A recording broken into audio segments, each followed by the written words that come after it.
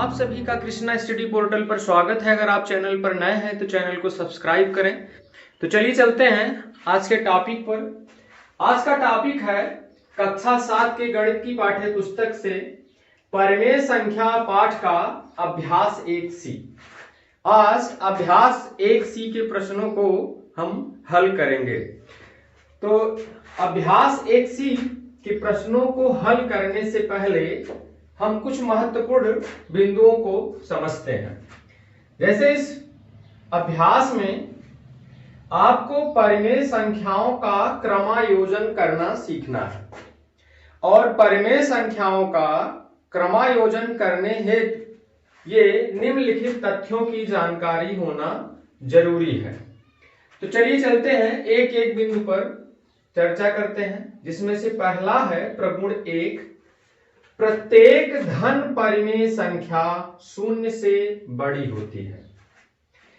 जितनी परिमेय संख्याएं धनात्मक परिमेय संख्याएं हैं, जितनी धनात्मक परिमेय संख्याएं हैं सब शून्य से बड़ी होती है।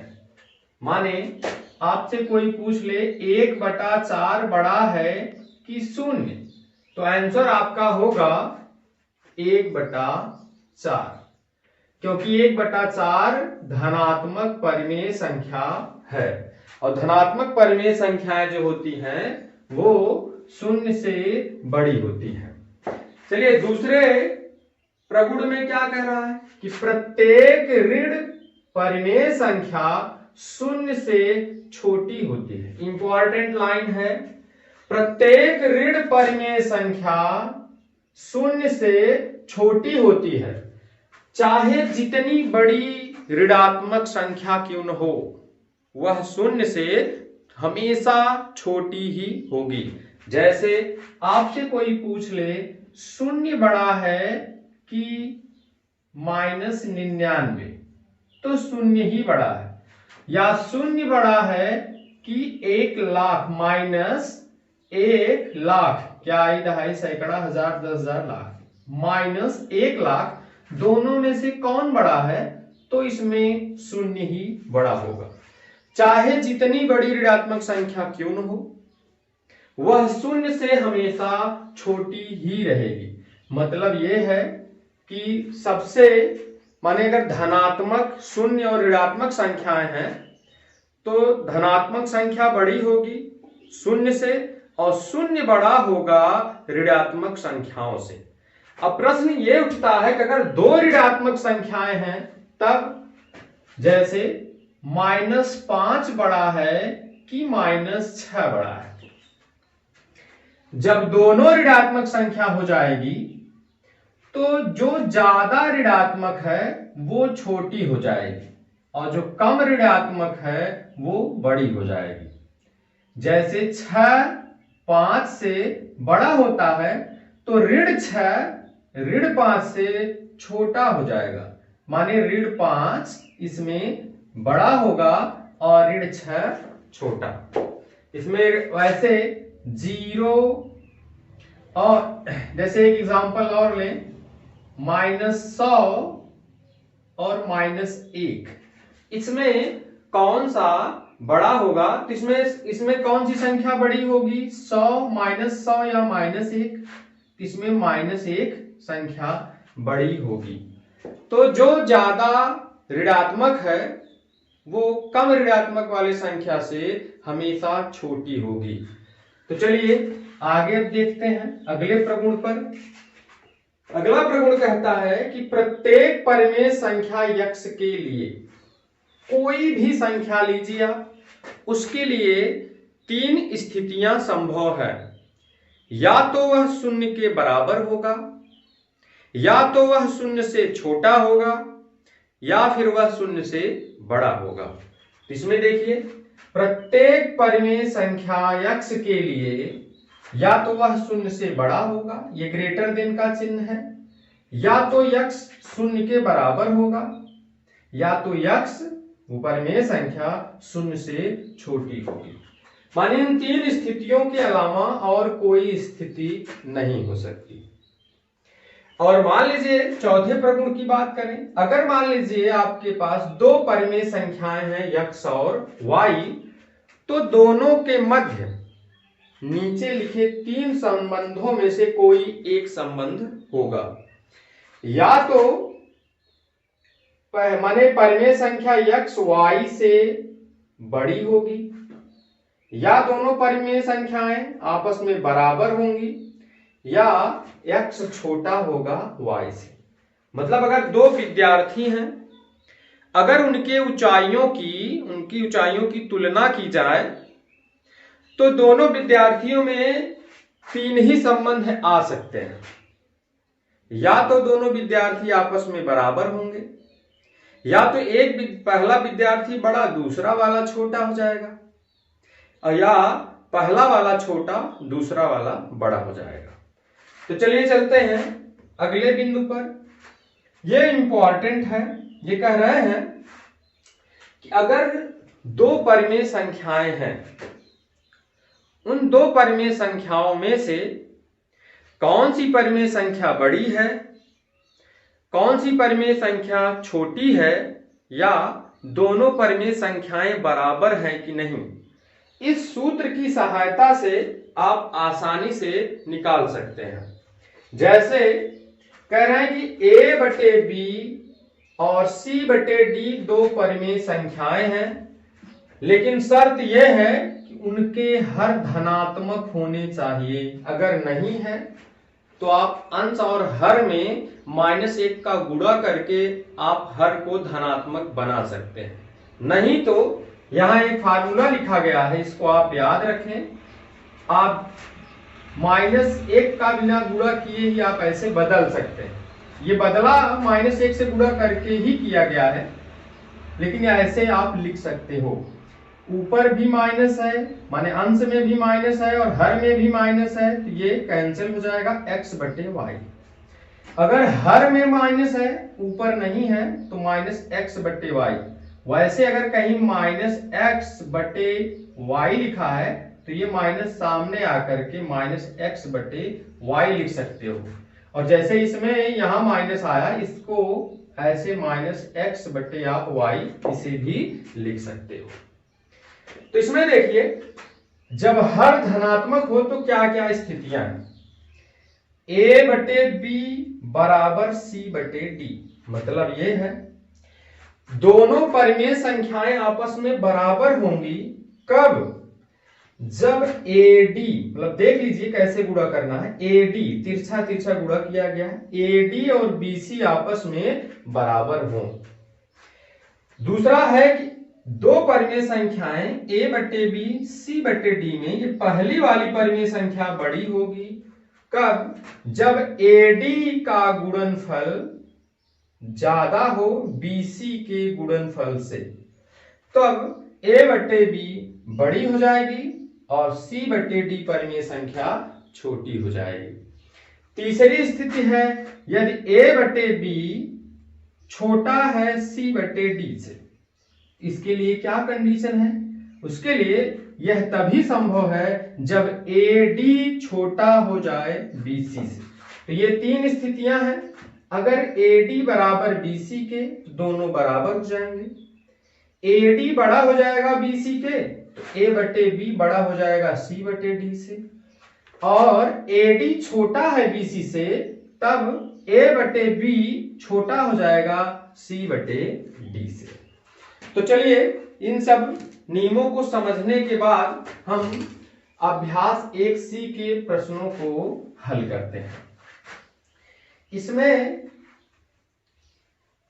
जो प्रश्न आपको न आता हो हल करने के उपरांत, आप कमेंट बॉक्स में उस प्रश्न का नंबर आप जरूर दें, ताकि जो समस्या हो, कठिनाई हो, वो दूर हो सके। कोशिश इसमें यह किया गया है जो कठिन प्रश्न हैं उनको हल किया गया है, जो एक जैसे वाले प्रश्न हैं उसमें से कुछ प्रश्नों को छोड़ा गया है ताकि आप अभ्यास कार्य कर सकें। तो चलिए चलते हैं अभ्यास 1C के पहले प्रश्न पर, प्रश्न 1 पर। प्रश्न 1 में क्या कह रहा है? चलिए देखिए यहां जो इसके पहले बताया गया आप उसको नोट कर लेंगे, वीडियो को रोक करके आप उसको नोट कर लेंगे, याद कर लेंगे, उसके बाद ही इस अभ्यास को हल करेंगे। चलिए पहला प्रश्न है, दो परिमेय संख्याओं में कौन बड़ी है। इसमें पूछ रहा है दो परिमेय संख्याओं का एक जोड़ा दिया गया है, उसमें पूछ रहा है कि कौन सी परिमेय संख्या बड़ी है। तो चलिए जिन नियमों को हम अभी पढ़े हैं उसका उपयोग इन अभ्यास प्रश्नों को हल करने में करते हैं। -4/9 फिर 7/9। इसमें यह पूछ रहा है कि इसमें कौन सी भिन्न बड़ी है। जैसा कि मैंने अभी बताया कि ऋणात्मक भिन्ने या ऋणात्मक परिमेय संख्या हमेशा छोटी होती है। ये धनात्मक है, ये ऋणात्मक है। इसमें पूछा है कौन बड़ी है, इसमें बड़ी परिमेय संख्या आपकी हो जाएगी 7/9, क्योंकि ये धनात्मक है और ये ऋणात्मक है। चलिए दूसरे भाग की बात करें, है कि इसमें करा कि -3/4 -5/8। अब ध्यान से देखिएगा क्योंकि इसमें दोनों ऋणात्मक हैं। तो दोनों ऋणात्मक वाले के लिए मैंने आपको बताया था कि जितनी बड़ी ऋणात्मक संख्या होगी वो उतनी ही छोटी हो जाएगी। तो इसके लिए आपके पास दो नियम है। पहला नियम है कि हर को आप बराबर कर लीजिए, जिनका हर बराबर होने पे जिसका अंश बड़ा होगा वह परिमेय संख्या बड़ी होगी। और दूसरा नियम है आप सीधे सूत्र का प्रयोग करें। पहले हर को बराबर करके देखते हैं। तो 4 और 8 का पहले लसा निकाल लेंगे। तो देखते हैं 4 और 8 का लसा जब आप निकालेंगे तो 2 दूना 4। आपको लसा निकालना, मसा निकालना ये सब कक्षा 6 में बताया जा चुका है। जिनको नहीं पता है वो वहां से जा करके देख लेंगे। तो 2 दूना 4, 2 चौके 8, 2 एक्के 2, 2 दूना 4, 2 1 वैसे आएगा सीधे और 2 एक्के 2, 2 दूना 4 दूना 8। तो 4 और 8 का लसा आता है, 4 और 8 का लसा आ गया आपका 8। चलिए इनके हर को बराबर कर लेते हैं। तो यहां ऋण 5/8 में इसका हर पहले से ही 8 है। आपको केवल -3/4 के हर को 8 करना है। तो 4 का आप पहाड़ा पढ़िए, 8 जरूर मिलेगा। 4 दूना 8, तो मतलब यह है कि हर में 2 का और अंश में भी 2 का गुणा हो जाएगा। तो अंश में आ जाएगा -6/8 और यहां हो जाएगा -5/8। तो हर जब बराबर हो गया तो आपको इसमें बताना है कि कौन सी परिमेय संख्या बड़ी है। तो मैंने इसके पहले बताया था कि अगर दो परिमेय संख्याएं हैं और दोनों ऋणात्मक हैं तो दोनों में जो बड़ी ऋणात्मक संख्या होगी वो छोटी, इसलिए ऋण 5 बड़ा हो जाएगा, ऋण 6 छोटा हो जाएगा। तो ये ऋण 5 बड़ा हो जाएगा, ऋण 6 छोटा हो जाएगा। तो ऋण 5/8 बड़ी परिमेय संख्या हो जाएगी और ऋण 6/8 छोटी। तो ऋण 5/8 इसमें बड़ी परिमेय संख्या हो जाएगी। तो चलिए चलते हैं अगले प्रश्न पर। अगले प्रश्न में ये कह रहे हैं कि इसी तरीके से और भी प्रश्न है, एक का ख के बाद। अब चलते हैं प्रश्न 2 पर। प्रश्न संख्या 2 पर, प्रश्न 2 में कह रहे हैं कि निम्नांकित दो परिमेय संख्याओं में कौन छोटी है। इसमें प्रश्न 1 में पूछा था कि निम्नांकित परिमेय संख्याओं में कौन बड़ी है। तो ठीक उसी तरीके का प्रश्न 2 भी है। इसमें आपको बताना है कि कौन सी परिमेय संख्या छोटी है। तो ठीक पहले वाले की तरह ही लगाना है, बस उसमें बड़ी संख्या बतानी थी, इसमें आपको छोटी संख्या बतानी है। कह रहे हैं कि पहला है इसका -4/9 और फिर 5/-9। आपको इसमें बताना है कि छोटी परिमेय संख्या कौन सी है। तो पहले हम क्या करेंगे, हर को बराबर कर लेंगे। और हर को बराबर करने से पहले मैंने आपको बताया है कि किसी के हर में निगेटिव चिन्ह नहीं होना चाहिए। तो आप -1 का गुणा करेंगे तो ये माइनस ऊपर चला जाएगा, या इसके पहले जो मैं नियम बताया हूं उसके अनुसार ये हो जाएगा -4/9, ये माइनस ऊपर आप करेंगे तो -5/9। हर इसका बराबर है फिर पहले वाले की तरह। तो आपको बताना छोटा कौन सा है। 5 बड़ा है, ऋणात्मक ज्यादा परिमेय संख्या कौन सी है, ऋण 5, और ऋण 4 छोटी लग रही है। तो ऋणात्मक होने के नाते ऋण 4 बड़ी होए ऋण 5 से, क्योंकि मैंने इसके पहले बताया हूं कि जो ऋणात्मक परिमेय संख्याएं बड़ी होती हैं वो छोटी होती हैं। जैसे 5 4 से बड़ा है तो ऋण 5 ऋण 4 से छोटा हो जाएगा, इसमें ये बड़ी हो जाएगी तो ये संख्या छोटी हो जाएगी, मतलब ये इसमें छोटी परिमेय संख्या है। चलिए अगला देखते हैं। इसमें 6 डिवाइड बाई 11 -7 डिवाइड बाई -11। आप इससे अनुमान मत लगाइएगा कि ये ऋणात्मक है तो ये छोटी हो गई। अभी हर से ऋण हटाइए तो क्या तभी उसके बाद ही इसकी तुलना हो पाए। 6/11 और ये हो जाएगा ऋण 7/11, ये कैंसिल हो जाएगा। अब आएगा आपका 6/11 और 7/11। हर इसका बराबर है तो निश्चित रूप से जिसका अंश छोटा है वह परिमेय संख्या आपकी छोटी है, तो ये छोटी हो जाएगी। इसमें 6/11 आपकी छोटी परिमेय संख्या है, क्योंकि 7/11 यहाँ बड़ी हो जाएगी। प्रश्न 3 में कह रहे हैं कि निम्नांकित प्रश्नों के में उत्तर के 4 विकल्प दिए गए हैं, जिनमें से एक सही है, सही उत्तर छांटिए। इसमें विकल्प दिया गया है, आपको इसमें से करेक्ट आंसर चुनना है। तो चलिए कह रहे हैं कि ऋण 4/18 का सरलतम रूप क्या है, माने समतुल्य, इसके समतुल्य कौन सी परिमेय संख्या है। तो 4 और 18 के समतुल्य अगर परिमेय संख्या आपको निकालनी, पहले इसको सरलतम रूप में बदल लीजिए। -4/18 सरलतम रूप बदलने के लिए 4 और 18 का क्या करेंगे, मस लेंगे। 4 और 18 संख्यात्मक रूप में, तो 4 और 18 का जब मस लिया जाएगा तो 4 चौक 16, 2 18।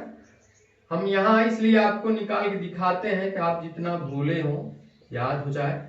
तो 2 है, यहां भाग दे देंगे आप, अंश में भी 2 से और हर में भी 2 से। तो क्या हो जाएगा, 2 दूना 4 -2 और 2 9 18 -2/9, जो कि विकल्प में पहला विकल्प है। तो इस तरीके से इसका पहला विकल्प सही है। और इसको आप और कैसे, क्योंकि विकल्प में दिया है 2/-9, इसमें आप -1 का ऊपर नीचे गुणा कर देंगे तो ये हो जाएगा 2/-9। इसी तरीके से ख वाले में पूछ रहा है कि 3/5 से बड़ी परिमेय संख्या कौन सी है। 3/5 से बड़ी परिमेय संख्या कौन सी है। तो इसमें विकल्प पहले में दिया है 4/10, फिर दिया है -4/10, फिर है 6/10, फिर है 7/10। पहले तो ये तो माने जो ऋणात्मक वाली है वो किसी कीमत पर बड़ी नहीं हो सकती। ये तो कैंसिल ही हो जाएगा। अब बाकी में हर 10 है, तो पहले इसका हर 10 कर लीजिए आप। हर 10 करने के लिए हर में 2 का, अंश में भी 2 का गुणा कर लीजिए, तो हो जाएगा 3 दूना 6, 5 दूना 10। तो 6/10 से बड़ी परिमेय संख्या है आपकी 7/10, क्योंकि हर बराबर होने पे जिसका अंश बड़ा होता है वह परिमेय संख्या बड़ी होती है। तो चलिए इसी तरीके से ग वाले में इसमें पूछा है कि ग वाले में 4/9 से छोटी परिमेय संख्या कौन सी है। तो 4/9 से छोटी परिमेय संख्या आपको बतानी है। तो निश्चित रूप से इसमें एक ही ऋणात्मक संख्या है, वो है -11/18। बाकी सब धनात्मक है, एक ही ऋणात्मक है, तो यही छोटी परिमेय संख्या हो जाएगी। और घ में पूछ रहा है परिमेय संख्या 0/5 से बड़ी परिमेय संख्या है। 0/-5 माने 0, इससे बड़ी परिमेय संख्याएं कौन सी हैं? बड़ा अच्छा प्रश्न है। विकल्प आप देखिए इसका, -1/5, दूसरा विकल्प है -2/-7, तीसरा विकल्प है इसका -1/8, चौथा विकल्प है इसका 4/-9। अब आप ये सोच रहे होंगे कि इसमें सभी ऋणात्मक हैं, तो 0 से इसमें बड़ी कौन सी परिमेय संख्या होगी, क्योंकि ऋणात्मक वाली तो छोटी होती। तो इसमें देख लीजिए, अगर हम इसको सरलतम रूप में लिखें तो ये ऐसे लिखा जाएगा, लेकिन ये बदल जाएगा, ये 2/7 हो जाएगा इसका दूसरा विकल्प, और तीसरा भी ऐसे ही रहेगा -1/8, और ये माइनस ऊपर जाएगा -4/9। फाइनली आप देख रहे हैं कि पहला, तीसरा और चौथा ऋणात्मक है, केवल 2 वाला ही धनात्मक है, तो ये 0 से बड़ी होगी, क्योंकि एक प्रगुण है धनात्मक परिमेय संख्याएं 0 से बड़ी होती हैं। तो चलिए चौथे प्रश्न को देखते हैं। चौथे प्रश्न में ये कह रहा है, प्रश्न संख्या 4 में, कि अपनी अभ्यास पुस्तिका में उतार कर खाली स्थान में, ये खाली स्थान दिया है 2 परिमेय संख्याओं के बीच में, उसमें छोटा, बराबर और बड़ा का चिन्ह लगाना है। तो चलिए इसका पहला देखते हैं, चौथे का चौथे का क्या है, -4/7, फिर खाली स्थान है, और फिर दूसरी संख्या है 6/13। देखिए आप इसको सूत्र की सहायता से भी लगा सकते हैं, जो नियम बताया गया है उनमें से, धन ऋण वाला उससे भी, या हर बराबर करके। इसमें देखिए ये ऋण है, ये धन है, तो धनात्मक परिमेय संख्या हमेशा ऋणात्मक परिमेय संख्या से बड़ी होती है। इसमें 6/13 -4/7 से बड़ी हो जाएगी। चलिए चलते हैं प्रश्न संख्या 5 पर। प्रश्न 5 बड़ा अच्छा प्रश्न है। कह रहा है कि निम्नांकित परिमेय संख्याओं को आरोही क्रम में लिखिए। पहले तो हम आपको बता दें आरोही और अवरोही का मतलब क्या होता है।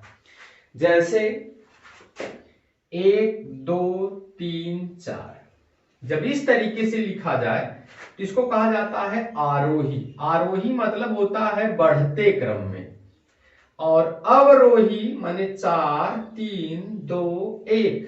अवरोही का मतलब होता है घटते क्रम में। तो चलिए पहले में कहा है कि इसको आरोही क्रम में व्यवस्थित करिए। तो पहले 5वें का पहला प्रश्न है, 5वें में एक ही प्रश्न है, वो है 3/5 -7/10, 8/-15 और -17/-30। देखिए इसमें भी 2 तरीके हैं। एक तरीका तो ये है, आप जितनी भी परिमेय संख्याएं हैं सबके हरों का आप लसा लीजिए, समान हर करिए और आप बराबर कर लीजिए, मतलब तुलना कर लीजिए। और दूसरा तरीका है कि आप 2 लेकर के कंपैरिजन करिए, तब भी आप निकाल सकते हैं। चलिए पहले समान हरों का लसा लेकर के आपको हल करना बताते हैं। चलिए देखते हैं। 5 10 ऋण 15 30, 5 10। इससे पहले माने निश्चित क्रम व्यवस्थित करने से पहले हर से ऋण चिन्ह हटा लेते हैं। तो क्या लिखेंगे, ये हो जाएगा 3/5, ऋण 7/10, ऋण 8/15, और ये हो जाएगा ऋण ऋण निकल जाएगा तो 17/30। तो 5 10 15 30, 5 10 15 और 30 का अगर आप लसा लेंगे तो कितना आएगा, 2 5 नहीं कटेगा तो नीचे लाइए, 2 बचे 10 15 और 2 15 में 30। अब 2 से नहीं कटेगा, 3 से देख लीजिए, 5 5 5 और 5, 3 बचे 15, 3 बचे 15 और फिर हो गया 5 1 1 1 1। तो इसमें इसका लसा जो आता है, वो लसा जो आया वो है 2 गुणे 3 गुणे 5। तो 5 तिहाई 15 दूना 30, इसका लसा आया 30। तो सबके हर को 30 करिए। चलिए बताते हैं कैसे समान हर करते हैं। 5 का पहाड़ा पढ़िए जब 30 आ जाए, तो 5 छक्के 30, तो मतलब छक्के बार जाना है तो 6 का गुणा यहाँ, 6 का गुणा यहाँ। 10 का पहाड़ा पढ़िए जब 30 आ जाए, तो 10 तिहाई 30, तो यहाँ भी 3 और यहाँ भी 3। 15 का पहाड़ा पढ़िए जब 30 आए, 15 दूना 30, तो 8 का गुणा ऊपर भी, और 30 में 1 30 1 के 30, इसमें कुछ गुणा नहीं करना है।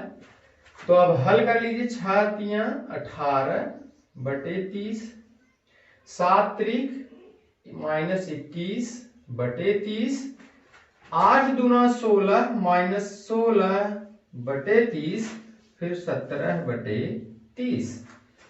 अब हर बराबर हो गया तो आपको दिखाना इसमें आरोही क्रम में। आरोही क्रम का मतलब होता है कि पहले सबसे छोटी संख्या रखी जाएगी, तब उसके बाद उसके माने उससे बड़ी, ऐसे ऐसे क्रम में व्यवस्थित करते हैं। तो आपको इसमें छांटना है कि सबसे छोटी परिमेय संख्या कौन सी है। वो है ऋण 21, क्योंकि 21 बड़ा है 16 से, तो ऋणात्मक मतलब परिमाणात्मक रूप में ऋण 21 ऋण 16, तो ऋण 21 बड़ा है 16 से, ऋण लगने से ये छोटा हो जाएगा, तो ऋण 21 छोटा हो जाएगा, ऋण 16 बड़ा। तो सबसे छोटी संख्या रखना है, तो सबसे पहले हम रखेंगे ऋण 21/30, उसके बाद यही आएगा दूसरी ऋणात्मक संख्या, क्योंकि बाकी तो धनात्मक है। अब आपको बताना 18 और 17 में कौन सा माने छोटा है, तो ये हो जाएगा 17/30 और फिर हो जाएगा लास्ट में 18/30। तो सबसे छोटी ये है, इससे बड़ी ये, इससे बड़ी ये, इससे। अब आपको इसके तुल्य परिमेय संख्याओं को रखना है।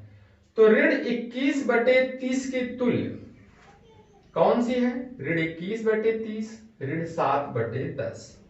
ऐसे आपको जिसके तुल्य है वही रखना है। ऋण 16/30, ऋण 16/30 8/15 के बराबर है, 8/15 के। फिर 17/30 जो कि ऋण 17/30 के तुल्य है।